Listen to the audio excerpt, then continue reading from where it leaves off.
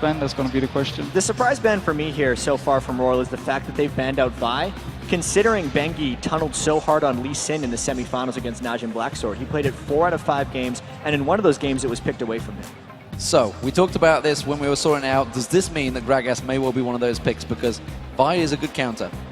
Definitely. And now Gragas is open, and he's open for both teams to pick. That means if Orianna is open as well now, if she gets instant lock, there is the possibility of the counter with Gragas. That is really surprising to me that RYL was able to get Orianna. I think whether the Renekton or the Orianna got through, they're happy with it, because I think with the double jungle ban, attacking Bengi actually, who some people think is the strength of SKT, they almost let SKT run out of bans, which is what I thought was going to happen when they're sitting on the red side. Well, we do see Elise was hovered over there. Lucky has pretty much only played Elise, so we'll see whether they try and take that away. At the moment, though, Piglet is hanging over that Corki. Corki's been so big throughout this tournament. Oh, definitely. And Corki is right now, with Caitlyn, probably the 2 strongest AD carries, so that's definitely one of the reasons they want to secure that pick. At the same time, they don't have to pick the Elise already, because RYL... Oh, sorry. They should actually, in my opinion, pick the Elise, because RYL is such a huge fan of Elise, and taking that, they will take it away from Lucky and take him out of his comfort zone. Here's the interesting thing, though, is before the World Championships, both of these guys made the Jarvan. So with the Vi ban and the Lee Sin ban, Bengi had a choice of going with an Elise, which he wasn't comfortable with, or I think going with the Jarvan. And the Elise for RYL is right in their wheelhouse. These are all things that they're expected to get. What is really curious to me now for RYL, since we talked about the trinity of top laners being Shen, Renekton, and Jax, do we just see a Jax, or is that too dangerous, knowing that Impact could pull out a Kennen or something against it? This is extremely interesting now. Yeah, I definitely think SKT is actually ready for the Jax pick, because they have Singed, and Singed is very good versus Jax, so they will keep maybe this pick now for the top lane, and maybe just pick their mid lane, and now could be the Gragas, could even be an Ahri, and then simply keep the top lane as the last pick, where they can have like a Singed coming in versus a Jax. I really like the fact that RYL was able to lock down Sona. I think that guarantees their initiation, and it combos extremely well with their lane dominance coming from Orianna. This is exactly what RYL wanted that got them here, and I'm really wondering to see what SKT does with these next 2 picks. Yeah, I feel SKT is playing a little bit with fire right now. They're simply giving all the picks RYL want right now, but they are obviously aware of this, and they have something in mind for it. If they log in this fresh, they'll have a fresh Corki lane. That is such a strong lane for 2v2, even 2v1 potential. They have so much dive, they have so much even like peel for Corki just with the fresh. Oh, there's the Jax actually. Very strong top laner. We talked about the top 3 for the top lane, and now they have the Jax. So they're going to be happy. And knowing that there was no Caitlyn, Uzi was safe to go Vayne against Corki. Safe-ish. It's still not the best lane matchup, but they can do a lot of 2v1s. And I need to see now what the top laner for RYL is. We thought maybe Nasus. We thought maybe Rumble. Singe is kind of an outside pick for him, but the top 3 are down. Whatever he plays here, he's played once or less in the World Championship. So the last pick here, RYL, getting to pick what they lane against either the Thresh Corki or the Jax, depending if they 1v2 or 2v1. And I think it's extremely critical for their team comp here. Oh, definitely. Oh, wow. Oh, that would actually be a very good pick out if they want to go for the 2v1. He can even hold his lane in 1v1 versus Jax. He's going to get out-farmed and pressured, but he can at least hold the lane. But at the very least, this wouldn't necessarily work for RYL's overall lane pressure. It would work for their quick tower dive. So they're going to be grouping up really early in this one. And right now, RYL has an insane teamfight engage. I think it's simply, if they just get slightly ahead, or do we see the Gragas, as we talked about, as the counter pick for Orianna? Yeah, but we thought it was going to be the other way around. We thought Whites was going to play Gragas against Faker's Orianna, and now we see the switch up. I guess here we have the reason for SKT picking red side in game 1. Oh man, so yeah, I see RYL's composition obviously being extremely hard initiation focused with the hyper carry and Uzi. Godlike needs to escape the laning phase, whether he 1v1s or 2v1s, or 1v2, sorry. And I think Whites is going to look to dominate with the lane. If he does not beat Faker, I don't think RYL has the ability to group up and push for this game. Well, when I see this combo here from SKT though, what I really love about it is the fact they can disengage so hard. Jarvan has his jump, Jax has his jump, Gragas has his body slam, Corki has his jump, and they have a lantern as well on Fresh. They have so many disengage abilities. They can simply pick the fight. If they dislike the way they get engaged on, Gragas can throw his bell, shoot people back, and they can disengage. So it's an all-in versus an all-out, basically, is what you're saying. Everybody's going to pile in. We know that RYL are all about those fights. So thank you very much, Deficio, for joining us for that. We'll be seeing you in Game 2 shortly. And, of course, we are about to get underway. But first game of the World Finals will be starting very soon. But let's see who you guys at home think is going to take home the Summoners Cup? According to LoLesports.com, 57% of you think SK Telecom T1 will be winning Season 3 World Championships. Yeah, we saw Monty was the only one on the desk there on his train. He's got a lot of tickets to punch for Lone everyone conductor, else. you know, you go down with whatever happens, ghost or you train. go through and you're the lone victor. But this is interesting. I think SKT is still the slight favorite, but as we could tell by the crowd earlier, Royal does have the crowd behind them. Something I really liked about this is, if you think back to the Fnatic versus Royal game when Fnatic got beat, or Royal got beat out by 20-some kills, they didn't have the initiation team. They had nothing to go in on. Now that they've been put on the backside of what SKT feels they put them on, Royal did get an initiation Yeah, team they got this the time. initiation now. Malphite is an unstoppable force, some would say. You could say that. So here we go, ladies and gentlemen. The Summoners Cup. That is what they're fighting for. Royal Club as the blue team, SK Telecom T1 as the red team, as Game 1 of the Season 3 World Final gets underway. You know where we are. We are on the Rift. Royal now coming out from the blue. SKT on red side first, as they did win the coin toss. It is their choice. On that red side, we'll have to see as it goes. Level 1s have been ferocious throughout this entire tournament. Let's see if it happens again. These teams just slam into each other, and SKT has more crowd control right now. They could get the death sentence from Thresh, and that could combo with a Counter-Strike stun from Impact's Jax, whereas Royal doesn't really have the same options. If Royal wants to fight, they need to get the jump on SKT, which is highly unlikely. Remember, Royal last time went into that jungle against Fnatic. Fnatic were ready and waiting. It was a crazy engage, but nobody died. SKT are in a dangerous position to do the same. SKT is right on top of a ward, and they don't know it. So this could be Royal getting a jump on them if SKT walks in. The game of cat and mouse is going to mean the ball's the Impact. They're going to know a little bit too early, and they both have vision of the danger zone. This always seems to happen in these games. 5 people run into each other at level 1. Everybody calm down. Back away to other sides. And yeah, that doesn't tell us much about level 1, other than the fact that the teams could actually not get their traditional wards down. So as far as scouting for 1v2 lane matchups, they have no knowledge. They do not know where the junglers are starting, and they do not know where the top laners and bottom laners are going. So let's check out that mini-map. We can see what is developing. We do know that it's going to be a 2v1 in that top lane. Currently, we see Impact heading up there. He's going to be up against Uzi and Tabe from Royal Club, which of course means the bottom lane will be Piglet and Mandu up against Godlike. And you already said, Malphite has an advantage 2v1. It's a slight advantage, and I really need to see now if SKT can deal with the split lane game here. If they can get 3v1 Dove, or if Bengi doesn't play this, because early on in the group stage of the World Championships, SKT was getting punished. Impact in particular was sticking around to get Dove 3v1. And if we look at the early jungle pathing of Lucky's Elise, he would be able to get his double buffs and transition directly into a top lane gank, but Bengi's jungle Jarvan is there to potentially counter if that happens. And again, same thing they did against Fnatic. Godlike is holding the jungle with Lucky right now, soaking up the experience, knows he doesn't have to get to that bottom lane in 2 waves. It worked for him before. Godlike going at it again. Yeah, and we're seeing Impact doing just like they've done with Jax's before, taking those golems, not even gone into that lane, not even caring about going in that lane. He knows he can't go up against Uzi and Tabe this early on. And you can see the AD carries are very much about keeping the lane in the middle, which means that if the one person, whether it's Godlike or Impact, were to reach into that lane, he wouldn't even be able to get into experience range. Already a lot of poke going down on an Impact. Looks like he's finding every power chord that Tabe is putting out. If you can remember their matchup versus Zoaz, they continuously glitter lanced him down. That's Tabe and Uzi's objective in that 2v1 is to crush it down. Well, we see Mandu thinking of creating something, but they realize he's already missing from that bottom lane. Just creating those situations. Knows that Piglet is fine in a 1v1 up against Godlike and trying to help out Faker in that mid. Yeah, and SKT, while they rely on Faker to carry, also heavily support and gank his lane. That's the reason the support was roaming up there, because they're not actually thinking of getting much harass down onto Godlike. They're mainly looking to protect and create for Faker. Lucky doing what he does best inside the jungle, trying to be a nuisance on those camps, and it looks like we're going to get something headed towards the top lane as Godlike's finding a bit of pressure on that bottom as well. Yeah, the hook on Godlike, he's going to be able to walk away from this one, but we do see that 3v1. It's a 3v2 in the top lane. Pressure on them, but I don't think SKT are going to worry about it. And here's the interesting thing. There's been a babysit up top with Bengi and Impact the entire time, whereas Godlike's been completely by himself. So Bengi is leeching a bit more experience and protecting Impact's health bar better than Godlike is getting protected, but experience and farm-wise, Royal has a very slight edge on top.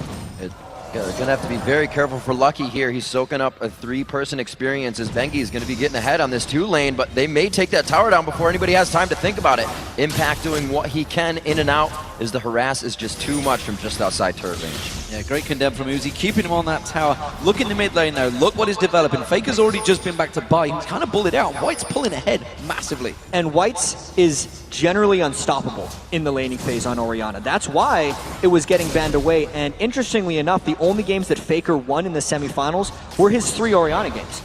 It's a huge priority pick for them, and because Bengi is stuck up here in the top lane babysitting Impact, that is a strict 1v1 in the mid lane, and Faker will continue to fall behind if they don't get help. This is exactly what RYL needs to do. SKT, very well known for controlling the gameplay, the style and how it goes. RYL trying to take the driver's seat right away, taking that top lane down so they can rotate around. Godlike trying to stay safe, but they won't give him an inch. Yeah, good death sentence from Mandu, but this is going to be the first turret of the game going down. We can see Impact has already backed away from this one. Royal Club have pushed it the whole time through, and they will take game 1 turret. And here's the difference between Royal's ability to play this 3v2 laning game versus SKT's ability to 2v1. That turret's completely down, but it may not even get traded directly for the next turret. If we look at Godlike, he's got half a turret and then some, strictly holding 1v2, so now that we see Lucky rotating to the bot lane on Elise, this could be a 1-turret advantage that sticks around for a while for Royal Club. Godlike looks like he will be relieved a bit of his pressure here, but it's going to be the rotation of that ADC lane. It looks like Lucky will be there as well when they activate that, so the chess pieces in motion for something to happen towards that bottom lane. Faker still going at it with Whites. Both have gone for the Dorans. Whites rather, going for the early magic resistance. This is where it gets interesting. Faker is absolutely level 6, and Bengi's going to try to combo with the gank. He goes in. Does he manage to knock him up? Yes, he does. Surely the shockwave comes in, but it does not matter. First blood, Faker. Just execution right there, SKT, and Lucky, you were out of position. Getting very close to being caught there. Like you said, Jat, they were just waiting for the right time. Level 6 hits instantly, and they didn't have time to think about it. Whites didn't expect the gank to be that well timed. That was incredibly preemptive by Faker, and Bengi communicating that Faker would hit level 6 as the gank arrived. That's why it was able to catch Whites so far out of position. So Bengi stealing away Lucky's farm. Lucky just holding out that lane. Not going to be too worried to get that middle farm, but that gives Faker right back into it. Gold advantage, they were so even on CS, but the fact that he's just got that first kill is going to be vital. And SKT looking to try and put some pressure in that middle, but it's the Dragon that may well start being the next objective. And what's so huge about that kill in mid lane is it allowed Bengi time to ward the jungle of Lucky, which will directly impact that next Dragon fight if Royal looks to approach, or even if SKT just wants to sneak it, because they will have absolute knowledge of everywhere within Royal's jungle. And that ward, or turret rather, going down does give vision, but it's almost like Royal went back and used all that 150 gold to buy their pink wards, to fit those wards in, to now start to control that game as early as possible. So that turret going down bought them more vision. They didn't try to go for items on them. Interesting difference in builds between the two AD carries. Uzi went for the boots early. He wants to get that mobility around that bottom lane, while we see the Phage going towards that standard Trinity 4 star for Piglet. And Vayne play is all about mobility. It's very likely we'll see a Blade of the Ruined King next by Uzi, but this mid lane is the focus for SKT. They need to get Faker going on this Gragas. One more time onto Whites. He does not have that flash up. It looks like he does get a good shockwave down, but it looks like coming from the backside could be at least the savior on the assist. Godlike very hurt. Tabe getting hit up in the bottom lane. Tabe in all sorts of trouble. You can see him being pulled away, but in comes Lucky. Lucky gets in there. Uzi picks up the kill. They're going to try and turn this on towards Piglet, on towards the town. It's Uzi taking the damage. He uses the barrier, flashes away. Still not on the kill. Lucky gets in there. It's a double kill for Uzi. He gets away from the tower. Coming in though, it's going to be Bengi. Bengi is just on the outside of the wing. Lucky's trying to be there to thwart him off. Does he have the cocoon? Throw it over the wall. Uzi just with the damage. Absolute cold blood right there by Uzi. Did not flinch when Bengi was coming towards him, and the absolute craziness results in 2 kills for the biggest carry of all, Uzi. But while that was all happening, let's take stock, because Impact on Jax was left alone in the top turret because that teleport from Godlike came in. He is beating down that turret. And Godlike cannot let Impact get too far ahead of him. For most of the game, Godlike will be able to withstand Impact's split pushing just because he can reduce Jax's attack speed so much. But because the teleport mid lane was wasted by Godlike after Whites died, it makes Impact one step closer. We'll see what these guys can put out in the top lane. We saw the early buy from Godlike. We'll see if that hurts him here against Impact on Jax. White's getting his blue buff transferred over.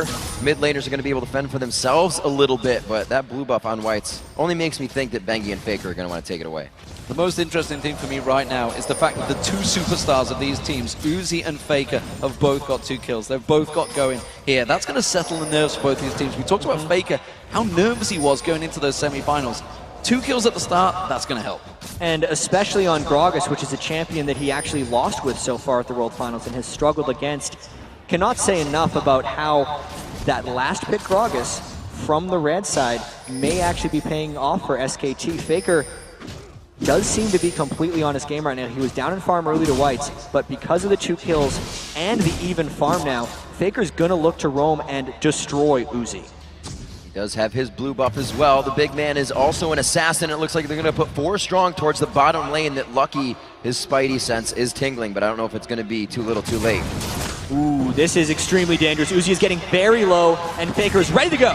Explosive cask is ready. We can see him getting hooked in. Sami does get the crescendo off, but immediately he is going to go down. And now Uzi's in trouble. Did he Can he get 1 kill? No, he can't. It's going to be 2 for SKT. So SKT beat RYL to the punch there. There was no counter gank arriving from Lucky, and now it's completely on RYL's other lanes to push and punish SKT for committing 4 people, since they right now got 2 kills for no full turret traded back. Really first-class use of transition and the abilities that you know are on cooldown. The teleport was just used kind of haphazardly in mid as Whites went down. They knew that wasn't an issue. They know it's not going to be an issue, so they get Dragon as well. That roam has completely swung the game in SKT's favor. After losing the first turret, they were able to get it back, plus the Dragon, plus even more kills onto Faker. That could not have went better for SKT. Swings the gold, swings the advantage. Impact starting to build up that CS lead. Here comes Ducey in the middle. There's going to be a catch on towards Piglet. It's the ball delivery system. Is it going to be enough damage to go down? It surely will be. And it's White's finally getting his first kill. If you let RYL dive you, they will. Piglet wasn't even in the turret, but they knew he had no flash up. They only had to chase past the Valkyrie, and they also knew, since the rest of SKT had just finished the bottom turret, that there was no support coming for Piglet, which allowed RYL the freedom to just dive at will. So we got so much of that split push going on in the bottom lane. The top laner is still duking it out between Godlike and Impact, but we just saw Godlike making himself known. The teleport was down, but he still felt he could make the walk towards mid lane. It counts for Whites. Still down by 2,000 gold right now. RYL is looking to keep the pressure on. Right now, they're waiting for that teleport and the Malphite to come back up on the ult. And right now, RYL's general strategy of pushing all the lanes might be backfiring because they don't have enough pressure. Oh, Tabby in all sorts of trouble here, trying to get away from this one. He pulls in Piglet. Piglet picks himself up. The easiest kill he'll get of the game. And every lane is getting punished for RYL right now because Godlike cannot push up against Impact, and Faker's destroying Whites. There it is again, one after the other. We've seen Gragas in this competition flash body slam, and it only means that you're more comfortable on that champion. You'll do it over and over. Dominant stuff from SK Telecom in game 1. They have put themselves in a commanding lead. That's going to be the turret going down. There's nothing they can do to stop Impact, and Impact now is going to look at turning this on towards Godlike. Faker pushing, punishing that mid turret. Bengi coming around, safeguard, bottom lane being shoved in. SKT in full control now. Yes, this game is very dangerous to being almost over for RYL because they rely on objective control. Their semi-final Game 4 win against Fnatic, they were down 16 kills at one point in that Game 4, but because they had turret control and dragon control, RYL was able to come out on top. But when they lose their lane dominance, and they are now down 3 turrets to 1 with no dragon, they don't have that much to come back with. Right now, RYL needs to find ways of forcing 5v5 team fights, but because they don't have something to deal with Impact, they can't actually get all 5 people there without sacrificing even more objectives. It's going to be very big and a very big job for Uzi to come through here. He got those 2 kills early, but you still can't use a Vayne right away. The damage won't be there. Got the Bilgewater, looking for the Blade of the Rune King soon, but those Sheens both have just came out, and it already came out around 8 minutes onto Piglet. So their spike in damage is huge right now for those team fights.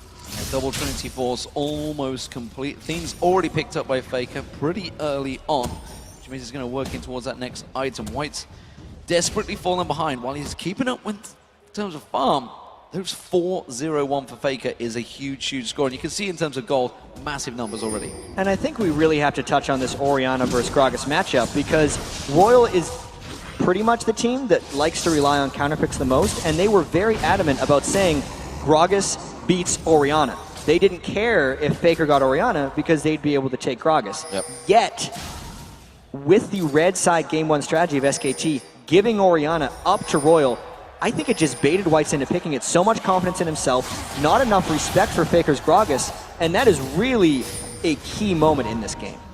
We'll see what SKT can do down. Looking to pinch down now on the jungle of Royal as they make their way down mid. You see the rotation up here from Uzi and Tabe as well, but I don't think they are going to get too far. SKT is already trying to cut them off. They're trying to catch out Tabe, flash crescendo, teleport coming in, they're going to get on Faker, Faker goes down! Oh no, disaster though! The shutdown goal goes to Tabe! And Royal needs to continue this chase. That was their 5v5, but they only got one kill. And what do they have left? That used all their initiation ultimates except for the shockwave from Orianna, and they're gonna look to dive because they are hopelessly behind right here. See if they can get it against 3. The unfortunate love for damage in the bottom lane is the Ignite. Takes the kill for Tabe. The shockwave goes down, and they hook in Godlike. They're going in for Mandu as well. They're going to try and take this one around. Bengi comes in. Cataclysm in there. Piglet gets 1. Piglet gets 2. Can they turn it around? It's going big. Godlike trying to get away from this one. One more hit will do it. And Lucky and Mandu juking it out, looking down the river. Godlike's in trouble, but Piglet's going to find Kaluki. There we go. And look what's happening in that top lane. Bam! There's another turret. So that's the risk Royal runs every time they group up, is not only the split push from Impact, but the AoE damage from Piglet's completed Trinity Force. Watch how they overcommit for Bengi, and Piglet shreds. His Gatling gun, his Phosphorus Bomb, and the big one hits all 3 people that were diving there for Royal. It means they can't commit the rest of this turret dive. Bengi actually put down an ultimate right at the end just to try and trap a bit, and it just meant that Royal's dive went awry. That was one of those everybody following the call, and they were trying to do what they could. You see 8-5 on the scoreboard now and a 5,000 gold lead. Last time we looked at these turrets just a few minutes ago, it was 1-1. SKT has now dropped 3 more turrets in their favor. All the outer tier is gone, and they've already gotten a second tier turret in that top lane, which Impact doesn't look like he's going to be leaving anytime soon after they re-engage their split. Serious problems here for Royal. They need to win the next team fight, and that could be coming in 20 seconds time. We see that dragon will be up. White is getting that blue buff, and everybody's going to be ready. This could be our first 5v5 engage. But the thing is, when SK Telecom takes mid-game dragons, they don't let you contest it. They overward your jungle, and they dive you when you get close. Very nice. Uzi getting hit up. Oh, he gets blasted away. I don't think there's catch potential on this. Very, very lucky to catch the explosive cast just as he flashed, which knocked him away. So he made Faker look worse than he actually was. He performed it perfectly as they fly in towards the Dragon Pit. As we saw, everybody gets to jump all over that wall.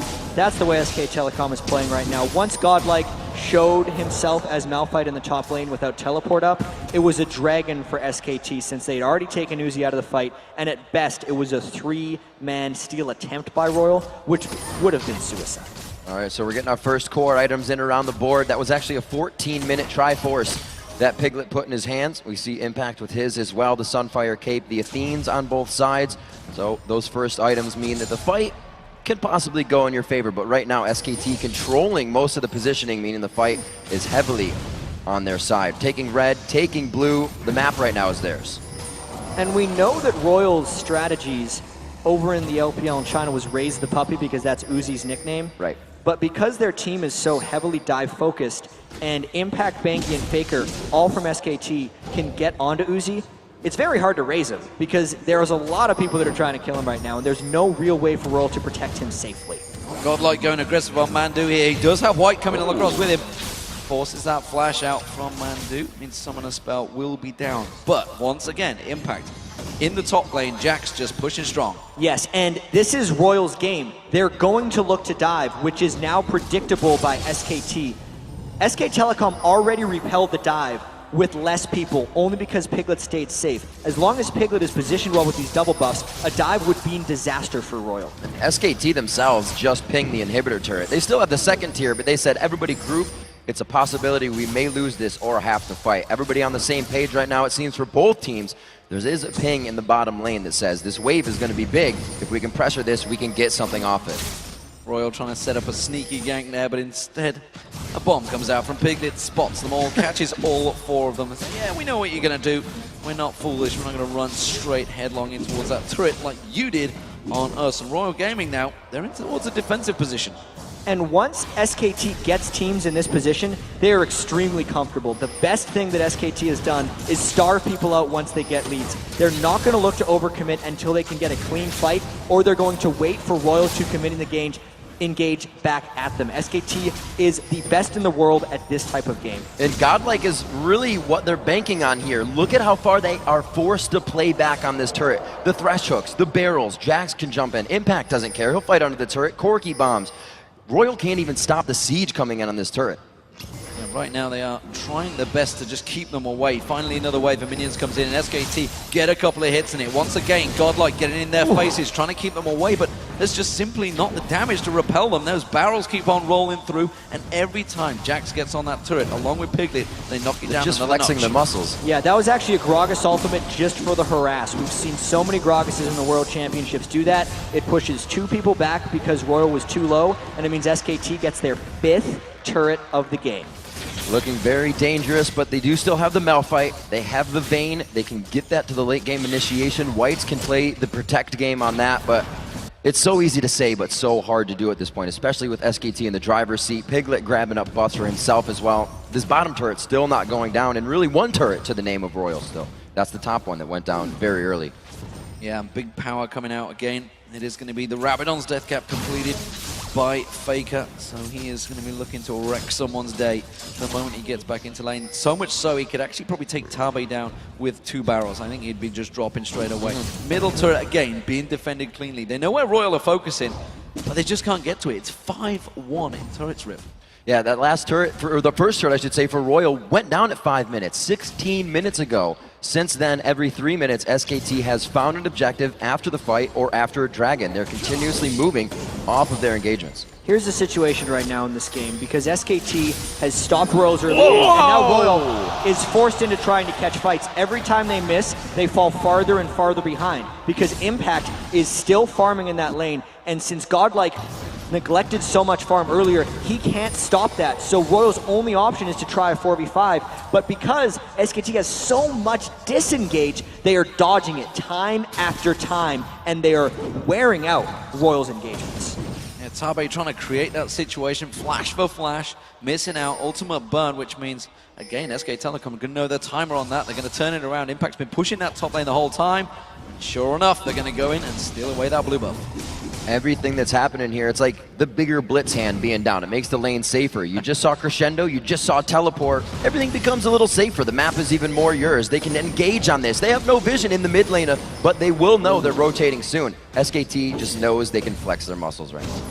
Oh, coming right back. There's Impact. Coming straight back in. Impact does go down. It's Uzi that gets the kill, and he will be the killing blow on Impact. That's how you stop a Jax. Yeah, and we can see how lethal this Royal team composition could be if they weren't so far behind, because catches like that would give them the freedom to dive. But now, because there's way too many damage threats that have adequate farm on SKT, even with Impact down, Faker could shred and Piglet could destroy Royal if they tried to fight 5v4. So the kill is nice, but it doesn't give them anything back that they need. They put quite a bit of eggs in one basket for that kill as well. The unstoppable force being down now, something they somewhat need to stop the siege. Continuously pressuring back, so we're waiting now for Tabe's Crescendo to come up. The flash probably won't be there for the next engage. SKT looks to force this one too strong, now sitting 6,000 plus gold in the lead. The turrets have slowed down now that they actually met the front door, but I'm sure they'll be able to get past this with Royal being so much on their heels and trying to piece together items that they really haven't hit their second core yet. Yeah, complete map control. That's the blue buff, the red buff and the blue buff taken away from the jungle of Royal. They have complete dominance. Just look at the ward control across the map. You can see SKT have full vision of everything the Royal are doing. That's why they're going to get themselves another easy dragon. And you can specifically see how many wards SKT has in the Baron area. We're about 24 minutes into the game now, and since the turret pushing has slowed down for SKT, it means the Baron is the next objective for them. They're going to try and get the Baron or a team fight before the Baron, and then use that advantage to crack the inhibitor wall of Royal. Royal's desperately trying to get back some of that map control right now because they've seen SKT starve teams out at Baron before. if Royal tries to move up and gets caught in a brush, so many times against SKT you see someone say, oh, why did they face check against them? It's because they had to. Yeah. SKT forces them into those situations by putting enough pink wards down in the enemy jungle and making you check. Because if you don't check, you're giving the game to SKT. And I'm sure SKT also has the inkling in the back of their head that Royal went for multiple 20-minute Barons, although it's very dangerous. They were able to put themselves in that position. Now SKT has done such. The warding, as you said, Jap, pretty much uncontested now because of that. And here's the most interesting part about this Baron jump in. Everyone came in through the back of the pit. And since Royal's been turtled in their base for so long, They put a question mark on it. They never had the time to move in. And here's the face check. Uh-oh, straight into it. Taba uses the crescendo. It may buy them time. It's not going to buy Lucky anything. Flashes away from this one. They have disengaged so far. Royal are looking to engage. I don't know, Lucky's looking to run on this one. Godlike coming in from behind. It didn't get another one, but the shockwave delivery. They go in for the fight. Bengi falls, impacts in the back, but he takes 3 bolts quick. Lucky follows going down, and it looks like Godlike will pursue, but no. Can't get the shard out, doesn't take the movement speed. They get a bit of their own disengage on, and Pumandu will say it's over. Hey, they got the Baron buff off 2 people, but they still lost 2 people of their own, and now they have to defend 3v3 against the Baron regen. Faker is looking to play. He has got explosive cast coming up in a couple of seconds, which is why you can see him start trying to create something. Shockwave's a long way off, as is Uzi's ultimate. That's why SKT starting to try and push in. I don't think they can get towards his turret, though. You can see everybody backing away, but it's a 3-man defense. It should be enough. It will be quite difficult, though, because the range clear right now. Whites has to come up, and it's dangerous. Godlike's in the fray. He gets taken out quite quick. 1, 2, 3. The health bar says 0, and they make their way out with another kill. 5, 2, and 3 coming out. Godlike definitely overstayed his welcome there. He did not need to be up that far because Whites was on the way to clear the turret. Let's take a look at the fight beforehand, though.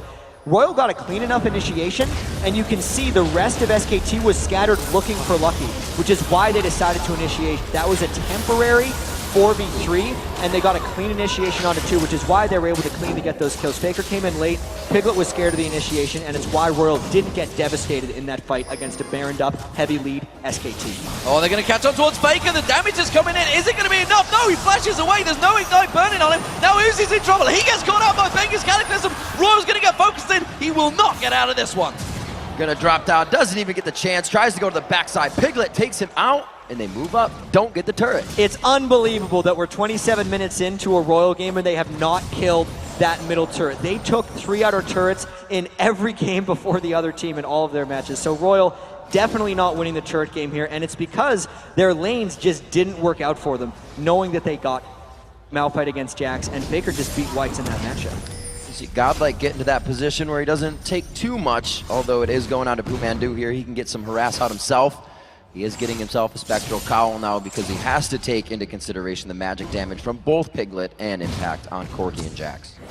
Yeah, some big problems. And, you know, we saw Godlike Orisa also earlier, thinking he was the big tank, went up in there. Faker and Piglet just shredded him down. He cannot go up against him right now, even though he is the main stopping force. He wants to get in and interrupt. And actually, looking back at that replay, Piglet was just a centimeter off being caught by the unstoppable force and Shockwave. Yeah. That was a tight fight still. The thing is, even if that landed, Royal wouldn't have been able to take any objectives off of it. If we look at the positioning of where the fights are happening, it's always in Royal territory, and it's never a dangerous fight for SK Telecom to engage in, even with this red buff invade.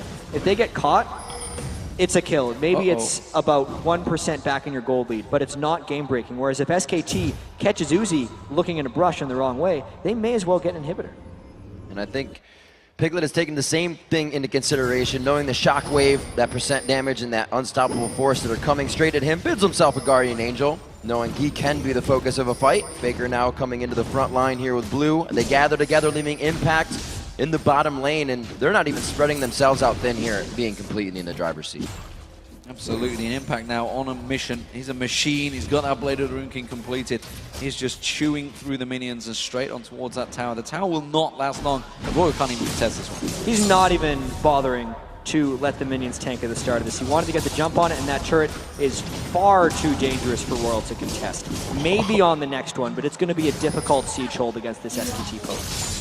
Double Triforce spells bad news for a turret. Looks like they're going to move on to the inhibitor now. This will be one of the first. The siege has been pretty unstoppable from these guys. Right now they go for damage poke. They want the fight. They're not even really going for the turret. It's always the 1-2. the hook? Can they get the cast? Oh, the unstoppable force, and they go into the fight. They're going in for Faker. They do go into the crescendo, but they haven't got him down yet. He's going to run away from this one. Will finally get caught out, but it's the depth of the Royal Gaming getting caught out completely. They are just dropping like flies.